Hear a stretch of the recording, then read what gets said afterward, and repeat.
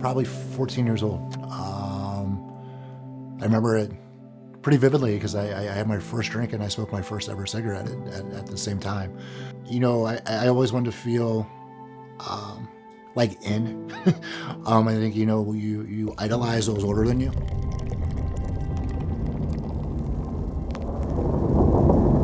I didn't have to drink every single day. It's when I did, it was a lot. It was pretty heavy. I remember my oldest daughter, Elizabeth, made a comment to me. She says, "I want to meet a guy like you, Dad, but sober." And that quote just stays with me to this day. Like that's how she saw me. You know, being an addict and not being able to control stuff like that can ruin a lot. During my second marriage, we got pregnant with our youngest daughter, Autumn. So she was born at 24 weeks. And my ring actually could fit on her leg and her arm. She was in the hospital for a little over 3 months. Died a couple times. You know, they had to bring her back. Some of the infections that she contracted, I mean, her ears were pasted to the side of her head. Her eyes were fused closed. You know, I remember just finding myself bawling. You know, to sit here now and look back, it was like, wow, you know, certainly was a miracle. You know, during that time, it's probably the first time in my life I really ever sensed something different. After Autumn was born, on 2 different occasions, I stopped drinking. I was like, I just want to better myself. At 42, I had met Beth. You know, but I know when we first started talking, it was kind of like, what are we doing?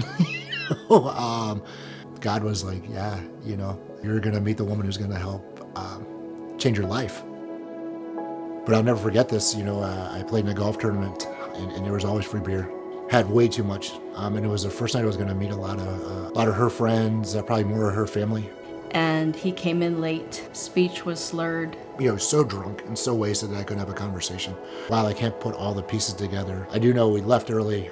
And I just started questioning everything. I think it was either the next day or a couple of days later. And I wrote him a letter and actually have it in front of me, but everything that he knew I had gone through, that we had shared openly with each other, was a lot. And I didn't come through all of that so that I could come second to a bottle. I left it up to him. The last words here are, your call. I love you. And I remember reading that and being like, you know, it's what life are we going to choose? Greatly decreased how much I drink. You know, started the walk with God. You know, I remember praying, you know, how can I fix this? How can you help me fix it? Fast forward a little bit in 2016, New Year's Eve, Beth and I got married.